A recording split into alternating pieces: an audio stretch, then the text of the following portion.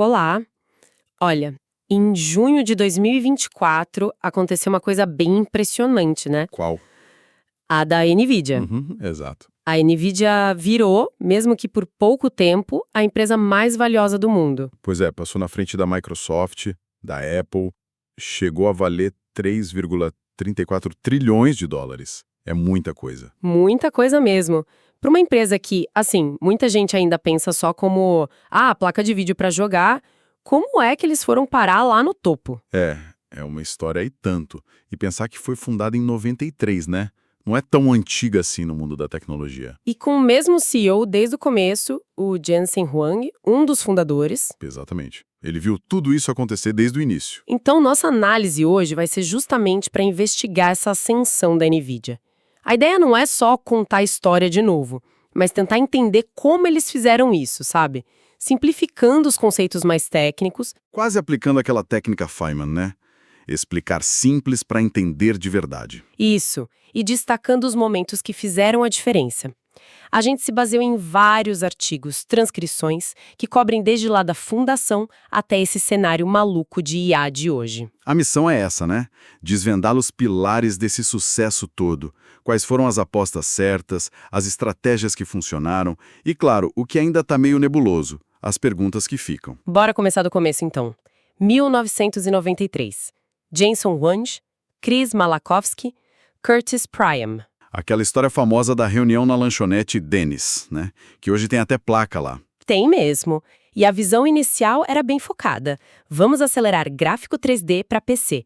O mercado de games estava começando a bombar. Era promissor. Só que o começo foi bem complicado. O primeiro chip deles, o NV-ON, lá de 95, foi um fiasco. Fiasco por quê? Basicamente um desencontro técnico.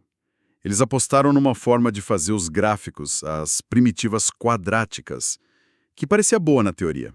Mas o mercado todo, e principalmente a Microsoft, com o DirectX, que virou o padrão, foi para outro caminho. As primitivas triangulares. entendi.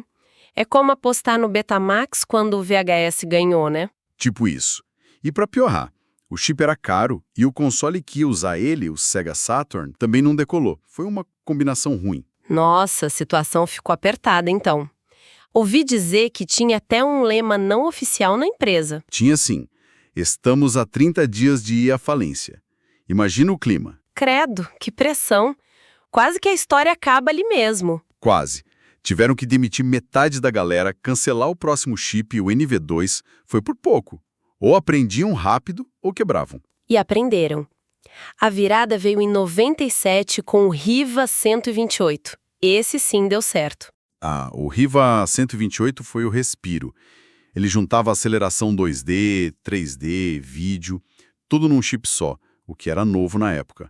E o mais importante, estava alinhado com o mercado, com o DirectX. E vendeu bem. Vendeu muito, 1 milhão de unidades em 4 meses. Foi o que botou a NVIDIA de volta no jogo e salvou a empresa. Ufa! Daí pra frente as coisas melhoraram, imagino. Sim, aí pegaram tração. Em 99 lançaram a GeForce 256.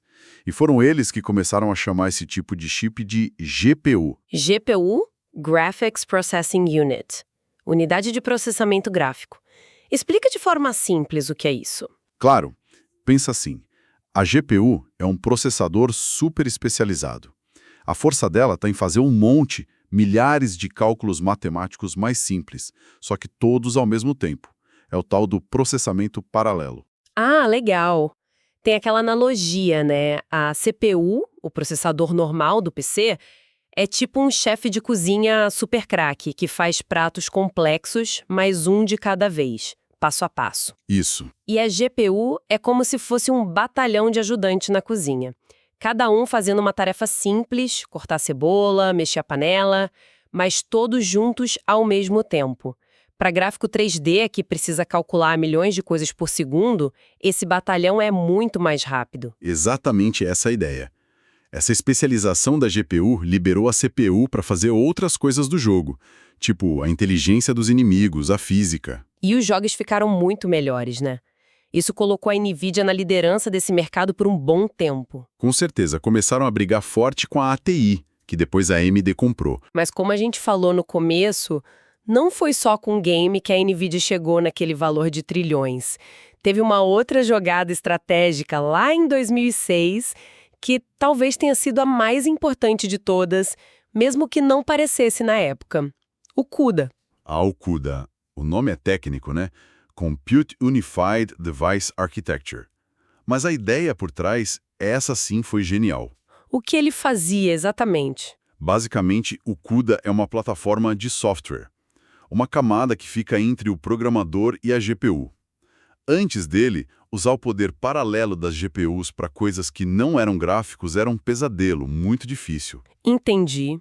O CUDA deu as ferramentas, as bibliotecas, a interface para que desenvolvedores pudessem programar as GPUs da NVIDIA para fazer qualquer tipo de conta pesada. Então o CUDA foi tipo um tradutor, ou uma caixa de ferramentas mágica que abriu o poder da GPU para todo mundo. É uma ótima forma de ver.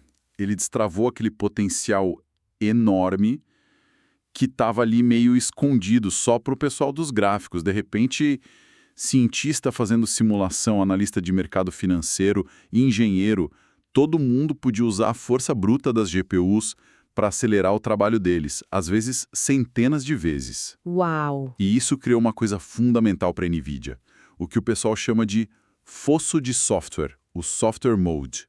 Fosso de software. O que isso quer dizer na prática? Por que é tão importante assim? Quer dizer o seguinte, o CUDA só funcionava nos chips da NVIDIA. E eles criaram um monte de bibliotecas otimizadas junto com o CUDA para matemática, para imagem, para física. Os desenvolvedores começaram a usar isso, aprenderam a programar para CUDA, escreveram milhões e milhões de linhas de código. E aí? E aí, para mudar para outra placa de vídeo de outro fabricante, mesmo que ela fosse rápida, significaria jogar fora muito desse trabalho. Ter que reescrever código, treinar gente, um custo e um risco enormes. Criou uma dependência, entende? Uma barreira para a concorrência e uma barreira para quem já usava açaí. Entendi perfeitamente. Não é só ter o chip mais rápido, é ter todo o ecossistema em volta onde o pessoal já construiu suas casas, né? Exato. Mas aí tem uma lacuna de conhecimento interessante daquela época, né? Em 2006, quando lançaram o CUDA, eles já sabiam o impacto gigantesco que isso teria especificamente em inteligência artificial, ou foi meio que sorte? Olha, não do jeito que aconteceu. Foi mais uma aposta na computação acelerada de forma geral. O Jensen Huang e a equipe eles viam potencial para ciência, para finanças. Mas o papel central que a GPU e o CUDA teriam na revolução da IA que veio depois, isso ainda não era claro. Foi um investimento de longo prazo, então. Exatamente. Uma visão de que computação paralela seria importante. Eles plantaram a semente sem saber direito que árvore ia crescer dali.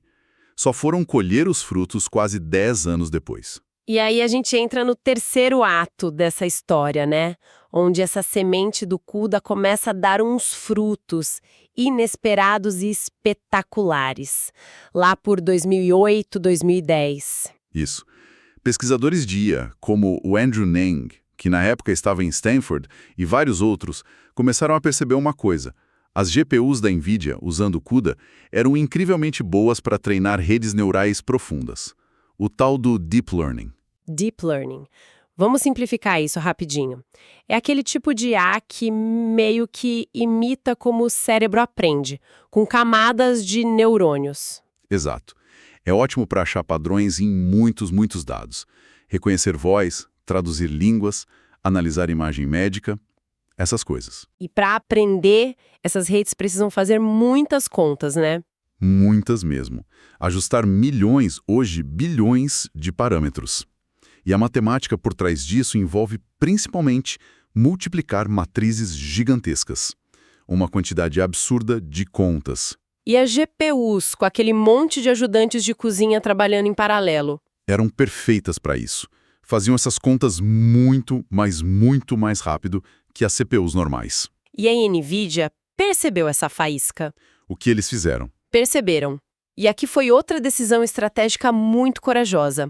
Ao invés de só deixar acontecer, eles decidiram apostar pesado na IA. Mesmo sendo um mercado pequeno na época. Sim, comparado com games era minúsculo, mas eles começaram a contratar os melhores pesquisadores de IA, otimizaram o CUDA e as bibliotecas ainda mais para Deep Learning e até começaram a pensar em recursos específicos para IA nos próximos chips. Foi um desvio de foco e dinheiro do negócio principal, então. Um risco. Um risco calculado, baseado numa visão de futuro. Eles viram que ali podia estar a próxima grande onda da computação. E eles não venderam só chip, né? Teve a estratégia do stack completo. Isso parece importante para entender por que eles dominam hoje. Fundamental. A NVIDIA sacou que, para fazer IA em grande escala, não adiantava só ter a GPU mais rápida do pedaço. Precisava da solução inteira. O que inclui esse stack completo? Inclui o hardware, claro, GPUs cada vez mais potentes, um jeito de conectar elas diretamente com altíssima velocidade, tipo o NVLink e o NVSwitch, e até servidores prontos, como os DGX e HGX, que já vêm com várias GPUs, rede, software, tudo configurado. Além do hardware. Numa camada de rede otimizada para o tráfego específico de IA. E, claro, muito software. As bibliotecas do CUDA-X, drivers, ferramentas para gerenciar tudo isso. A ideia é entregar o pacote completo, facilitar a vida de quem está montando esses sistemas complexos de IA e garantir o desempenho. Falando em rede, a compra da Mellanox em 2019, por quase 7 bilhões de dólares. Na época, teve gente que achou caro, meio fora do foco, mas olhando agora... Olhando agora, foi um lance de mestre. Para treinar esses modelos gigantes de hoje, tipo GPT-4, você precisa conectar milhares de GPUs. Elas têm que conversar entre si o tempo todo, como se fossem um supercomputador só. E o gargalo vira comunicação entre elas. Exatamente. Não adianta ter milhares de GPUs super rápidas se elas não conseguem trocar dados rápido o suficiente. A Mellanox era líder em tecnologias de rede para isso. InfiniBand, Ethernet otimizada, ROS-C. Coisas que garantem altíssima velocidade e baixa latência, essenciais para escalar o treinamento de IA. Faz todo sentido. Tem uma outra analogia que ajuda a visualizar isso, né? Se o data center de IA fosse um cérebro artificial, Sim. a CPU seria tipo o controle básico, as funções vitais. As GPUs seriam o córtex, processando um monte de informação em paralelo. E a rede da Mellanox? Seria o sistema nervoso central, as fibras que conectam tudo garantindo que a informação flua sem atraso entre todas as partes do cérebro.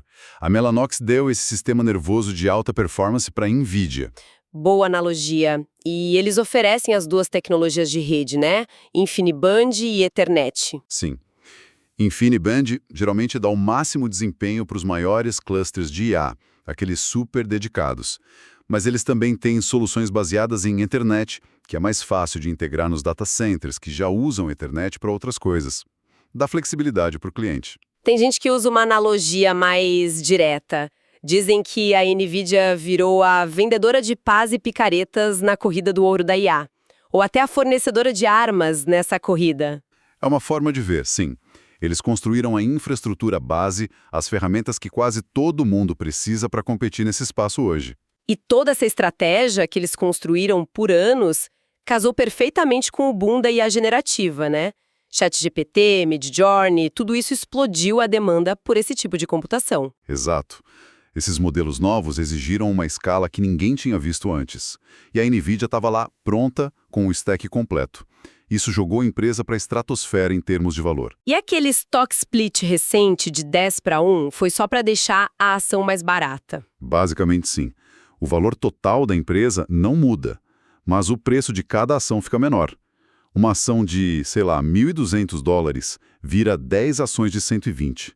Isso facilita para o investidor menor comprar, aumenta a liquidez. É comum fazer isso quando a ação valoriza muito e a empresa está muito em evidência. Mas nem tudo são flores, né? O sucesso atrai competição, revela desafios. Como está o cenário para a NVIDIA agora? Está longe de ser tranquilo. A concorrência está chegando forte. A AMD está melhorando muito com os chips aceleradores dela, a série MI. E a Intel? A Intel, depois de algumas tentativas, parece que está ganhando algum terreno com a linha Gold que eles compraram de uma startup israelense, a Habana Labs. Mas a maior ameaça talvez venha de outro lugar. Talvez os próprios gigantes da nuvem Google com os TPUs, a Amazon com Trainium e inferência, A Meta com os chips dela, a Microsoft também desenvolvendo, eles são os maiores clientes da NVIDIA, mas também estão investindo bilhões para fazer seus próprios chips customizados. Para quê? Para economizar, para ter algo mais específico. Para os dois motivos. Querem reduzir a dependência da NVIDIA e otimizar o desempenho e o custo para as tarefas que eles mais rodam. O jogo não é mais só quem tem o chip mais rápido. Ficou mais complexo, então. Muito mais. Agora se olha o custo total para rodar a aplicação, o tempo para ter o resultado, e tem outros gargalos importantes, né? Na cadeia de produção. Tipo o quê? Principalmente duas coisas. Memória HBM, que é aquela memória super rápida que fica colada na GPU para alimentar ela de dados, e o empacotamento avançado dos chips, tipo o CoWoS, que é a técnica para juntar a GPU e a HBM num pacote só. E qual o problema aí? A produção disso é limitada e concentrada em pouquíssimas empresas, tipo a TSMC, a SK Hynix. Não tem para todo mundo. Isso limita quantas GPUs top de linha a NVIDIA consegue fabricar e vender. Vira um gargalo físico mesmo. E ainda tem a questão da energia, né? Esses data centers de IA consomem uma quantidade absurda e o resfriamento... Exato. São desafios de engenharia enormes. E para completar, a geopolítica. Ah, os controles de exportação dos Estados Unidos para a China, por exemplo. Sim, isso forçou a NVIDIA a criar versões capadas dos seus chips mais potentes para poder vender para lá, tipo os H20, Ali20. Mostra como a política internacional interfere diretamente no negócio. Ok, muita coisa acontecendo. Vamos tentar fazer aquela revisão, simplificar, como o Feynman faria? Por que, afinal, a NVIDIA ganhou até agora? Quais foram os pontos-chave que a gente viu? Bom, resumindo bem, eu diria. Primeiro, a visão lá atrás com CUDA, criando aquele ecossistema de software que prende o desenvolvedor, o tal do fosso. Certo. Segundo, a estratégia de vender a solução completa, o stack todo. Hardware, software, rede. Não só a peça isolada. Ok. Terceiro, um roadmap de lançamentos muito consistente e agressivo. Os clientes grandes sabem o que esperar e podem planejar. Faz sentido. Quarto, aquisições cirúrgicas inteligentes, como a da Mellanox para resolver o problema da rede. E quinto? E quinto, e talvez o mais importante, a aposta certa e feita bem cedo no potencial da IA, alinhando a empresa toda para isso, mesmo quando era arriscado. Ótimo resumo. Isso nos traz de volta para o hoje e para o futuro. Recapitulando a jornada rapidinho. Quase faliu fazendo chip para game, se reinventou com a GPU, fez a aposta visionária no CUDA e depois na IA, e agora está no coração dessa revolução tecnológica toda. É incrível. É uma trajetória notável, sem dúvida. E olhando para frente, ficam algumas perguntas bem importantes. Desafios que são, na verdade, lacunas no nosso conhecimento sobre como essa história continua. Perguntas para a gente pensar. Manda ver. Quais são? Primeira, considerando essa dependência enorme de fabricantes como a TSMC e de componentes como HBM e CoWoS, o quão frágil é a liderança da NVIDIA? Quão vulnerável ela está a problemas na cadeia de suprimentos, sejam eles técnicos, econômicos ou até geopolíticos? Essa concentração toda é um risco, né? Uma pergunta crucial sobre a resiliência. E a segunda? Segunda, com a concorrência aumentando, a AMD, Intel e principalmente os chips customizados dos gigantes da nuvem, qual seria o ponto de virada? O que faria grandes clientes realmente começarem a sair do ecossistema CUDA em massa? Seria custo? Seria a facilidade de usar um software alternativo? Ou desempenho em tarefas específicas? O quão fundo e duradouro é esse fosso de software na prática? Boa. A sustentabilidade do ecossistema fechado. E a terceira pergunta? Terceira, olhando para o futuro da NVIDIA, de onde virá o próximo grande salto de valor? Será que é continuar lançando chips cada vez mais potentes, seguindo a lei de Moore? Ou será que o foco maior vai ser aprofundar a integração de tudo, hardware, software, rede e talvez virar uma fornecedora de fábricas de IA completas, quem sabe até como serviço? Onde está o futuro do valor? No silício, no sistema integrado ou no serviço? Excelentes questões. Mostram que o jogo está longe de estar ganho ou definido. E para a gente terminar, fica aqui um pensamento final meio provocativo. Qual? A NVIDIA não está só construindo a infraestrutura para essas fábricas de IA digitais. Ela também está investindo pesado em robótica humanoide em simulação de mundos físicos com o Omniverse. Será que a gente está só no comecinho de uma transição ainda maior? Uma onde a IA sai do computador e começa a interagir de verdade de forma autônoma com o mundo físico? A tal da IA incorporada, IA física. O que isso pode significar para tudo? Para o trabalho, para a sociedade? Ficaria a reflexão.